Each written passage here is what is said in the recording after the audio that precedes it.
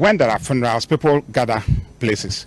What we want to do with GTA, Ghana Authority, is that when there are funerals, we would also find tourist attractions in those areas where the funerals occur. So that when they finish, we're going to serve a lot of Ghanaian dishes at the funerals, Ghanaian drinks, sobole and co. And then we can also bus the funeral, those attend the funerals, to keep, if it's funeral in Ashanti, we bus them to key sectors in Ashanti. Ghanaians love funeral. For example, if there's a funeral here, we'll make an announcement. There's a bus. You are in Kumasi, we are in Kumasi, that's what I talk about Kumasi. We can go to Bongre, the Kente. It's there. People are selling Kente, they sell at Sanders. When you go there, you spend the money. We are busing them free. Oh my God! Wow!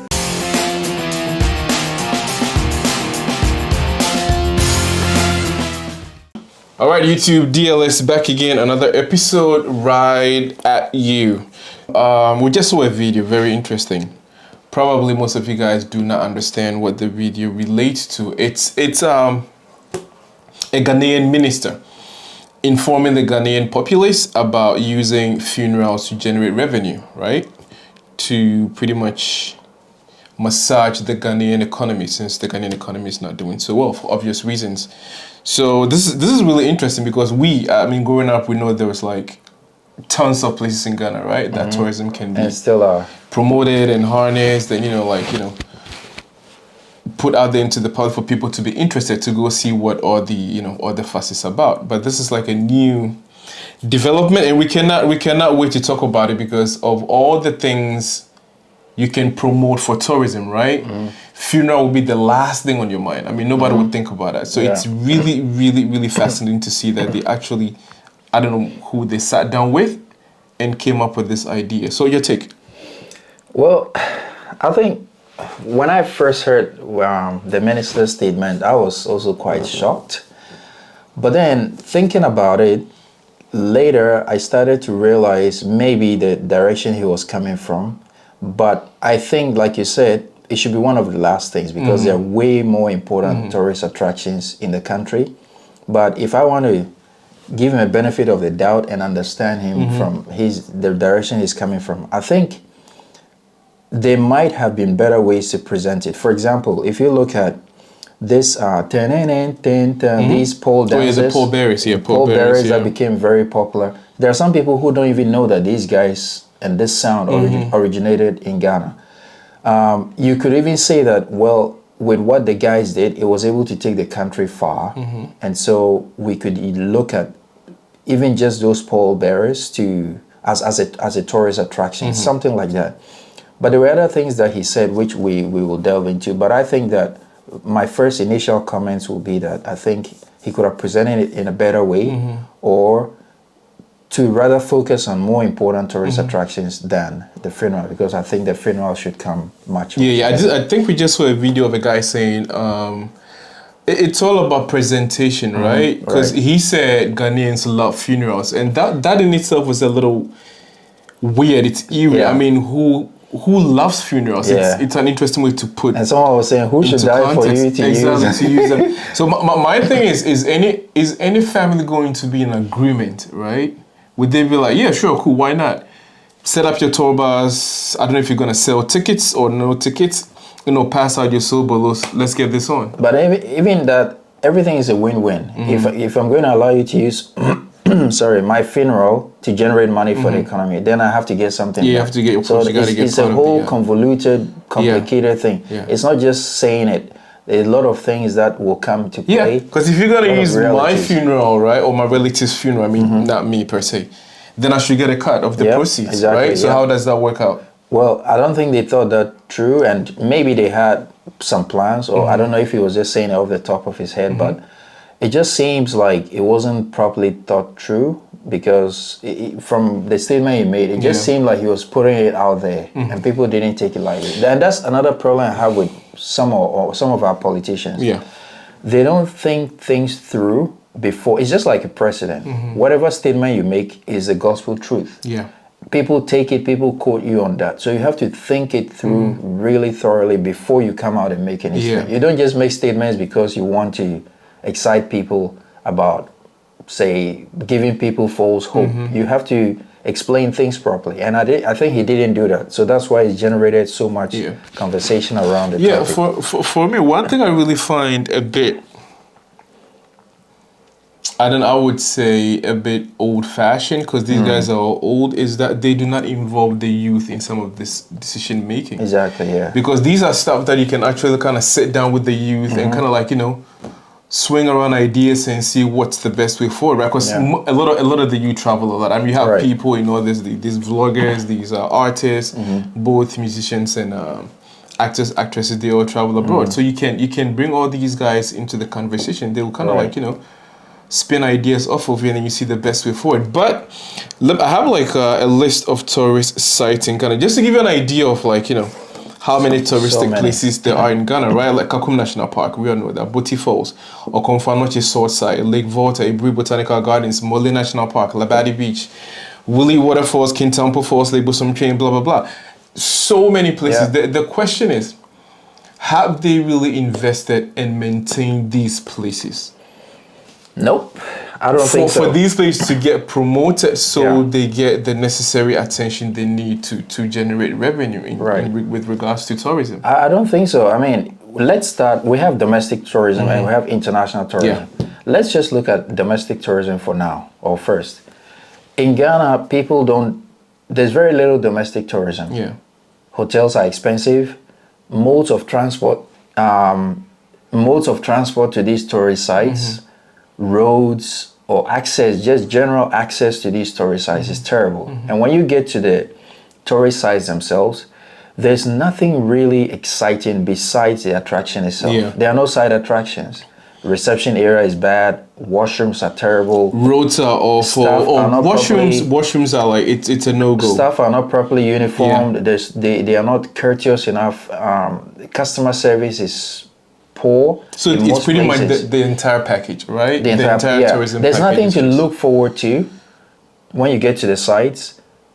And when you get there, there's nothing, I won't say nothing, but there's not much to bring you back. There are times when you go to a certain place you'll be and you want to go again. Most definitely want to come do this again. No repeat visits, no recommendations to new tourists. So it's a ripple effect that just keeps the tourist sites as they are. There's no development, there's no growth, and there's no revenue generation. And we know that what the problems are. Yeah.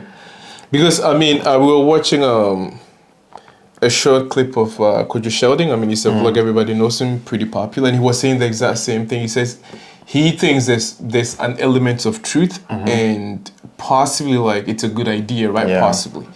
But then it's like the way they kind of present it to make it look like they're tapping into the funeral industry. There's no industry like that. Exactly. So my thing is that if all these touristic places are not maintained, are not promoted, are not serviced to make them attractive enough for people to come and, patronize the places, then how is it going to be any different? I mean, how is this whole funeral arrangement, how is it going to be different? It's going to be one of those things they're going to start ditching right in the middle of nowhere. And he also said they're going to provide buses. And I was just thinking, even Accra, which is the capital city, which already as one city already has so many tourist sites. We don't even have buses to transport tourists from the airport to any hotel or tourist sites or whatever. There's only that Accra City tour bus, that open top bus that takes people around. But I mean, if even the tourist sites in the capital city are not properly linked, and we're thinking about something quite remote, then what are we doing? Because if a tourist comes to Ghana, and you really are coming as a tourist and you have the money, I bet you can spend 2 months in Ghana if the tourist sites are properly developed. You can spend 2 months in Ghana and still not be able to exhaust all the tourist sites. Look at Accra alone, Christian Ball Castle, Jamestown, which we have led to road, by the way. Jamestown, in Jamestown alone, we have Dutch Accra, we have English Accra. I mean, let me just stay on that one for a while. If I'm just looking at, you go to Europe, you go to most countries, and they turn these old towns, these old historic towns into like bar strips or restaurants, and they turn it into touristic areas. You can move, it might be expensive, but if you move the inhabitants or the residents of Jamestown, whatever, you don't even have to move them. You can turn some of the streets into some of these things. Yeah, we're but I think talking Kennedy about. Japan mentioned something like that. I watched a video clip and it was saying, Yeah. they said, like, we have like a really long shoreline, Yeah. right? It's empty, nothing. People are just Exactly. using them as like, defecation bases. Yep. It's like, it's like, what are we really doing as a country? You come out like the castle along the sea, Independence Square, to Art Center, to Kwame Nkrumah Mausoleum, to that James, what is it? The prison where Nkrumah was imprisoned, High Street. I forgot the name Yeah, I of also that forgot. castle, fort or whatever. All the way to that lighthouse on the way towards Kolegu. That whole stretch Yeah. could be a very important tourism Or stretch. James Fort, I think. Yeah, Fort. that generates so much money for us. But what are we doing? I mean, you go there and it's like you're saying, it's a defecation center. Yeah. And look at the art center. Art center, National Art Center, where tourists go all the time to buy. You get there and you're walking in sand. It's ridiculous. And the stalls is so sweaty in there, and you That's ask in yourself, Ghana, we're going to say, "Tink, tink." There is absolutely nothing to be proud of. Because, I mean, again, let's go back to what the minister said, right? What are the numbers, right? Usually when you come up with these things, we need numbers, right? We need like statistics. calculated statistics. Yeah. Okay, in each region, like this many funerals per 1 weekend per month, we're gonna be able to generate this much. This is gonna be the cost of our bus, free drinks, blah blah blah. So at the end of the day, per year, we're gonna be generating this amount of, and the profit should be more exactly than this X amount of money. But this is it. We just come up with say stuff. We don't even know if it's gonna be profitable or not. Right? So there is no engagement between the average citizen and these guys. They just make the decisions up there. They're like, this is what we're gonna do. That's it. Like someone was saying that if you are a serious tourist and you have good use for your money and you're looking for a touristic place to visit, if you look at Ghana and you look at a country like Tanzania, where would you choose? Most likely people would choose Southern Africa. First of all, it already has a name for safari and all that. But if you look at videos and pictures of how they have handled their beaches, their hospitality industry in general, then you will choose Tanzania. Because, so if you know these countries, South Africa, Tanzania and all that, Kenya are already leading in tourism.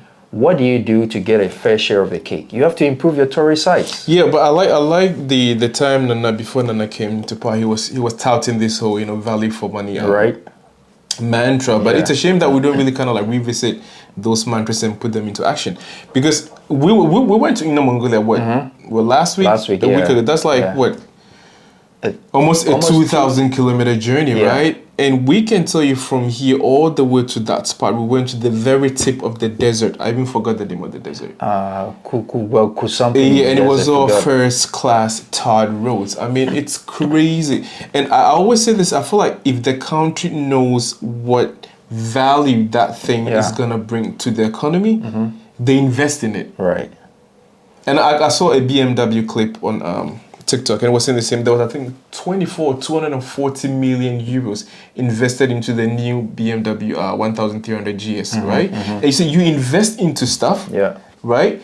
Generate the quality, and then naturally people will gravitate towards it. Exactly, because they're gonna be wondering, what is all the fuss about, right? Exactly. Because there's all this promotion out there, and they're kind of wondering, like, what's all this fuss about? And then we were telling ourselves, right, we want to go back to Inner Mongolia again because it was that much fun. Yeah. And we didn't even get to visit every place we wanted to visit. And because the trip was pleasant, you want to go back again. You want to go back. Because if it wasn't, then where would you go? You choose another place.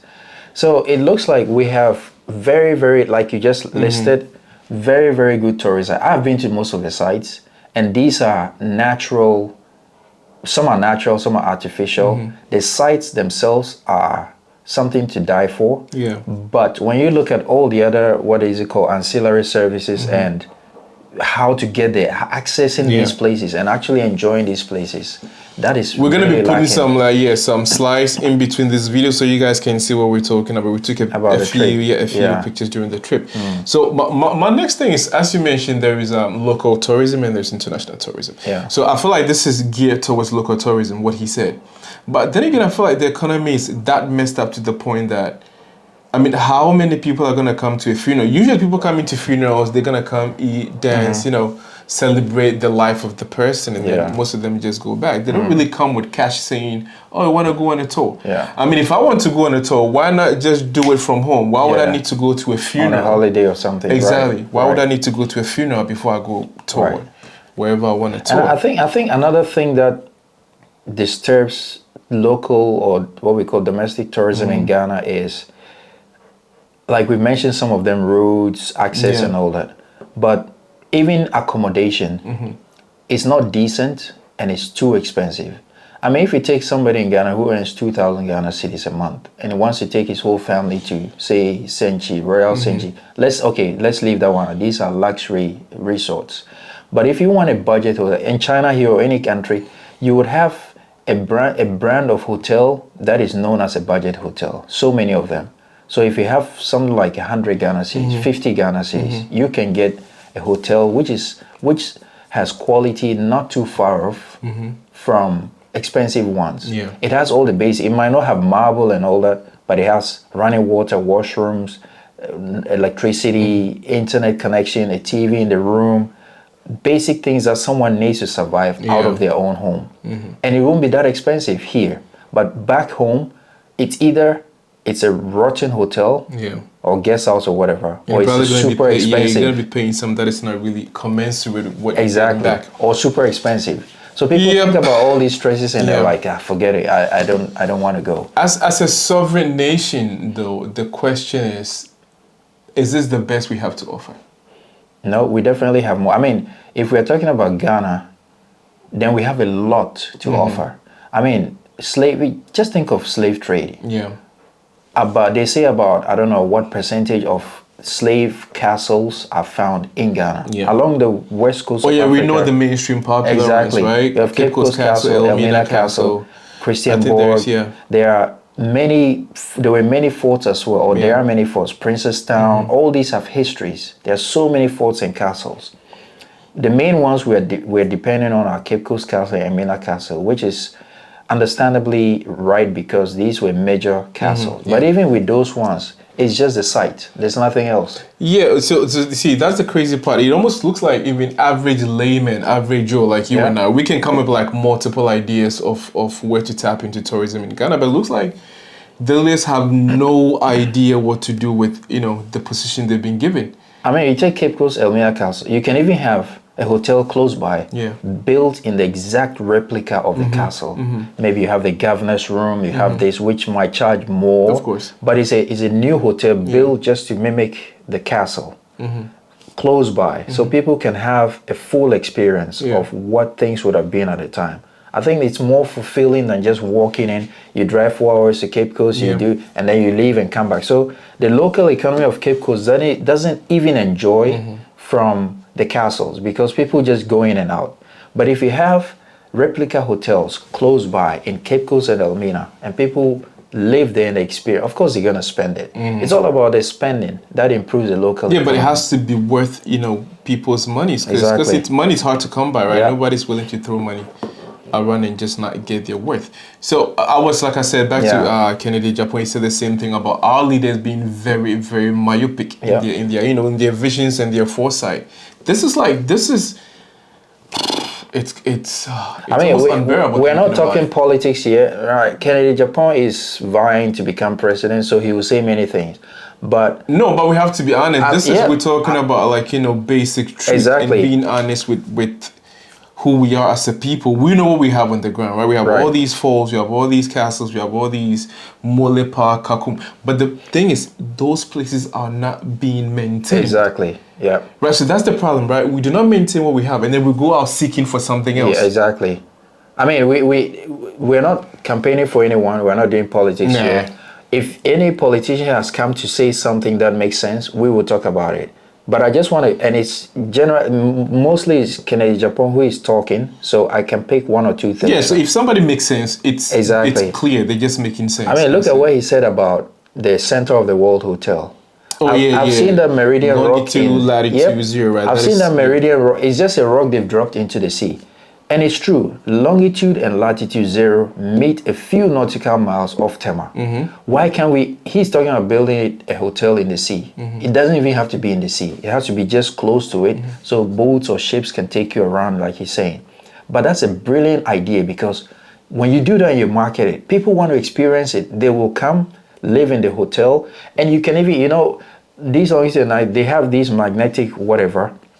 There was this experiment when you're in the northern hemisphere, you pour water, it goes in a certain direction. And when you're in the southern hemisphere, all these things you can use to generate money. But that's what I refer to this myopic reference again, because it's like, if you go to different countries, like you say in Europe, you go to US. I mean, you see the Statue of Liberty, you see Eiffel Tower, right? I mean, think about Eiffel Tower, right? Something iconic. And it's also something that is just man-made, some metallic structure. Some people even call it ugly, right? There's nothing really amazing about it. I saw it physically and I was like, so this is what all the fuss is about, right? But you paid money to go I and paid see money it. to go see it. Yeah. But the crazy part, we have all these, God-given natural things. Naturally kind of like, embodied stuff. I mean, handed down to us from generation to, and we just cannot take it. We cannot promote it. And also, tourism is all about promotion. It's all about marketing. Yep. You cannot expect people to just, flock into your country thinking, we got it all. Come check it out. Yeah. It doesn't work like that. I mean, if you look at Accra, which is the capital, the most famous part of Accra is that Independence Square, Independence Arch, that enclave. But let's not even go there, because I mean, once you go past that enclave, like you're saying, that arch, what's behind it? That's the point I was coming to. So, if you look at Accra, that's the landmark attraction in Accra. Any tourist who comes to Accra, I mean, when you Google Ghana, it's one of the first things you see. And I tell you, any country that I've been to, they have a square or a place that people want to go first, because it's part of the history. If you look at fun fact, that is where the Declaration of Independence happened. The Independence Arch is a very important structure. Now when you go there, some of the the tiles are even falling off. Corrosion, and you tell me we have a Ministry of Tourism that doesn't see that. Yep. You have all those, that square I hear is the biggest square, is it in Africa or in the world? The seating, everything is falling apart. But when you get there, you look at the structure, it means that even in the 50s, they had the foresight to build such a place. So all we have to do is to modernize it, to make it more attractive. You can spend a whole day in that, because you have the stadium, you have the Independence Arch, you have the castle, you have the Asumje Park, where they recently renovated, where Atta Mills is buried. You have the Independence Square itself. That whole area, if we have a proper tourism package with tour guides to take you around, you can spend a whole day in that area. But what do? People go there, take pictures and walk away. Yep. So that's what all these ministries get budget. They got annual, what do you call it? Annual budgets and all these different things. What is it? Government, budgets. Yeah, it's like a budget, right? They get all this money. It's like, giving out to their ministry allocations and everything. So what do they do with all those monies, right? Because this is my point. All these places we have, we're not maintaining them. And we're looking for new ways to something else that's gonna come in and do what exactly? Because Greenhole, think about it, right? Look, China, the Great Wall. We all know the Great Wall, right? It's the longest wall ever built in history, right? And these walls are so old that some parts are falling apart. But what do? Yep. They maintain them. Exactly. They keep patching them up, right? And you can tell some parts are even a bit newer, right? Yep. But this is what you do. Because, people are not stupid. Of course, they know it's new, but it's like, this is what maintenance is about. Exactly. We cannot wait for all the wall to fall and be like, oh, see, now the Great Wall is done. It's gone. Yep. That's it. No, you have to maintain it. People pay money. They pay money and come in droves to come see this place. So it's all about maintenance and promotion. When we went to Inner Mongolia, we visited one of there are actually several museums dedicated to Genghis Khan. Genghis Khan, yeah. It wasn't anything extraordinary, but if you enter the area and you see how much investment they put in, and when you go to the top, like we went to the top, and how much did we pay? It was 90 yuan. 90 yuan is about what? 145 Ghana cedis per person. When you go in, you have to walk, go up till you get to the museum itself. And they're just like these three traditional round hat-shaped rooms, Yeah. and they only had like how many? 3, 4, 5 of his personal stuff, which nobody knows if they're even original. But even if they're original, you went there to just because of those three things, because every other thing was like ordinary stuff, like Mongols lifestyle and all that. But we paid this amount of money just to go see it. Yeah. And people, there were thousands and thousands of people. People want places to go. Just develop it and tell them something, and they'll go and see it. Yeah. We have so many sites, so many heritage sites, natural sites, and we're not developing them, and we're not creating access to these Yeah, people. because So how do you expect people to come? there is a thing called blueprint, right? Marketing, promotion, masa enye magical. It no be magic.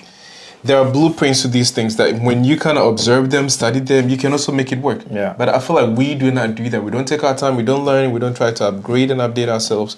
We just, we just go with the flow and just tout ourselves like, oh, Ghana, gateway to Africa, blah, blah, blah, blah, blah. That's all we do. I think That's what we do. like we're saying, That's what we always say. Yeah. We have all these resources. What do we do with the resources, right?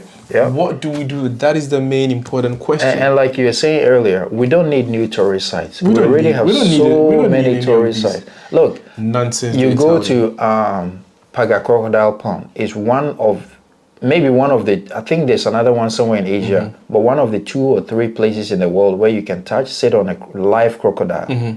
When you go there, what do you see? It's just that pond and the traditional people calling out the crocodiles, giving them some chicken, Yeah. and then you hold it and take pictures and you leave. There's nothing there to really make you feel like you've gone to a special place. It's just there. It's just appalling because that's the crazy part. We've had like a few friends visit Ghana and they always say the same, that they love the food, the hospitality is insane, but then they always go back to infrastructure. Yeah. Getting to places, right? All these touristic places they wanted to see. It's so difficult to get there. Hotels, accommodations are not like even on par with like standard. We're not even talking about like Right. elitist like in a hotel. We're talking about standard, and it's it's so appalling because Yeah. we can do it. These are things that are not rocket science. Very And simple. I came with somebody myself to Ghana. I went to Kakum National Park. We could not see a single animal, and they keep saying the same old stuff. It's like, oh, the animals are all moving back into the forest because of whatever gentrification or whatever it's like, because the roads are being extended, so the noise is getting too loud, so all the animals are running farther. So it's like, why don't you tell people this before they pay money? Yeah. They buy tickets to go inside and see nothing. Right? And then again, I don't mean to I'm talking to my people to understand. This is not belittling or looking down on anybody. But even the guide no near core boss, neho sente pa. Yep. Neho sente pa. This is not something I'm Because just the people, they're trying not to even say to ridicule not even anybody, but trained it's ridiculous, It's And if you have a guest that you brought, home to kind of like, experience where you come from and all these things kind of like, come in the way you feel like it wasn't even worth it. it wasn't worth it because tickets are expensive, Yeah. and it's like you sell your country to people like that and then you bring them and it's the opposite of what you told them. Exactly. I mean, you look at this year of return, which brought so much money and so many celebrities and people in diaspora back to Ghana. Some of them came and they left again because now I see videos of people saying, was Ghana overhyped? And when you go into the discussion, you hear people say, the Ghana didn't meet their expectations because the way Ghana sold the country to them, they thought things were not up to the standard of developed countries, but I thought at least some basic things should be. Because I mean, like we always say, if you walk in the streets of even the capital city, Accra, and you have to use a washroom, there is no public washroom. And if there is, you don't even want to go in there. No, you don't want. You have to go run to an office or some kind of mall, or if you're lucky, and you are close by. And those are pretty scarce also. They're not easy to come by. It's really, really, and you're expecting tourists to come. So how do you attract people with this kind of infrastructure? It was young folks. So this is it. And my thing is, knock on wood. I mean, I do not wish, death on anybody. But I mean, that minister, right? God forbid his kid passes, right? Nebewa, would he be willing to use his son's funeral for this as a source of attraction? tourism to generate revenue for the country? Is it something that is sacred enough to even to be considered doing?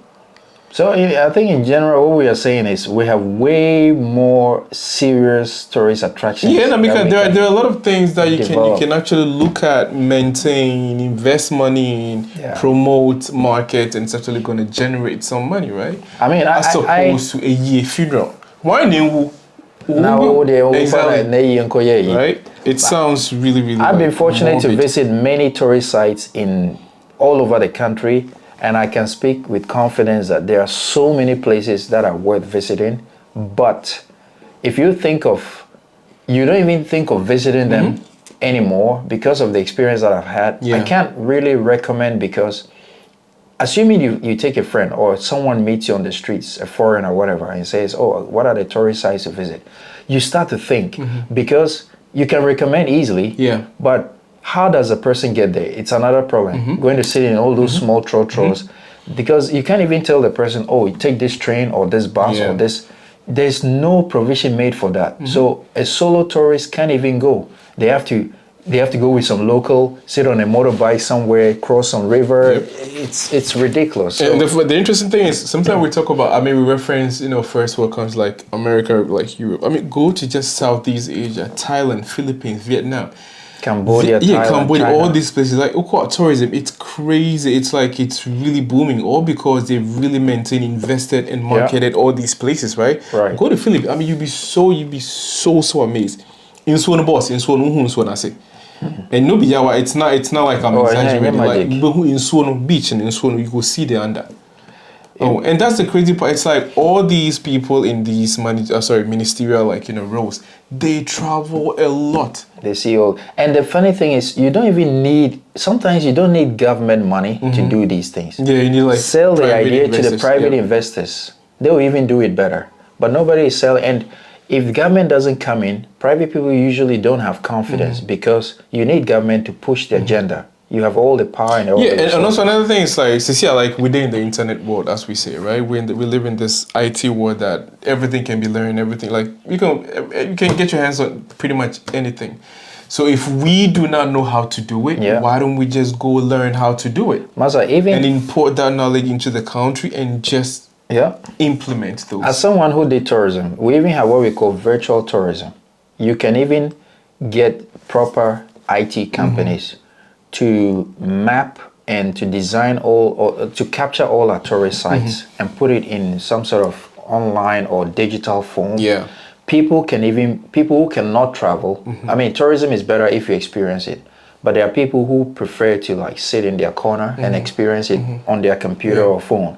You can have a package where you pay and you experience these sites with some whatever on your TV, or you can actually see in 3D form and all. So there are so many ways you can generate money from tourism. Yep. This is why it's like Obi to say a Trini Jonas Odidi Matama Montiasie.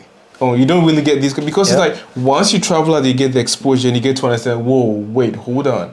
Why can't Our we do this? leaders, our government officials travel to these places almost on a monthly basis. Yeah. They enjoy these services, right? First class, But they world can't implement standard. them Yeah, back exactly. home. So why don't they bring some of this knowledge and try to implement them in the country? And people say it's a curse of the black man. I refuse to believe that thing. I mean, if you granted you know it's a curse of the black man. Can't you do anything to get out of it? And what you do to get out of it is not rocket science. It's simple, basic stuff. Yep. And it's not like we're just ranting here. I'm sure many of you watching can relate. You have all traveled. People leave Ghana and they travel to Dubai.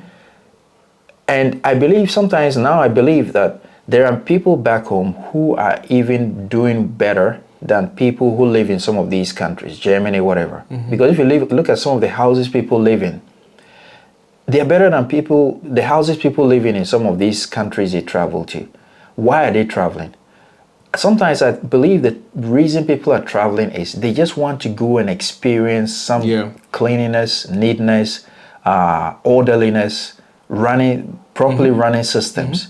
And they come back to Ghana. They don't want to stay there, but they just go on holiday because they will also want to experience these things. So it tells me that if you create a similar situation back home, people will not even be willing to travel. How many Japanese tour groups have you seen in your country, wherever you are? Japanese don't travel because they believe that their country is the cleanest, is the best. And that's why they are visa-free to many countries, because even if you give them visa-free, they still don't come. Yep. Because they have developed their country to a point where they don't see the point. What am I going to America to do? Like, whatever they have there, I have it here. It's even Oh yeah, much or they better go here. to visit, they just go back home. Exactly. But the problem is for me it's just, you know, it's pretty plain. It's like it's a very, very myopic, like, you know, way of doing things, and it's like you can't really think outside the box. It's like this is the best you can come up with. Because for me, this looks like it's unprecedented. I have never heard this in my life. Maybe I don't know if any country is doing it that I haven't heard about it, but this is the first time I've heard about anything on a state level, you know, using funerals as a source of generating revenue for the country. It's, for me, it's unheard of. So whether it's gonna work or not, that's another thing. But whether the people would also allow it to happen, I don't know. But like coming from a top level ministerial, like, you know, department, for me, it's close to embarrassing. That's the best I can say. Yeah. All right, so from us here, I think time for us to bounce. Whatever you guys make of it, leave us comment, like, and sub. We'll see you on the next episode. DLS out. Peace.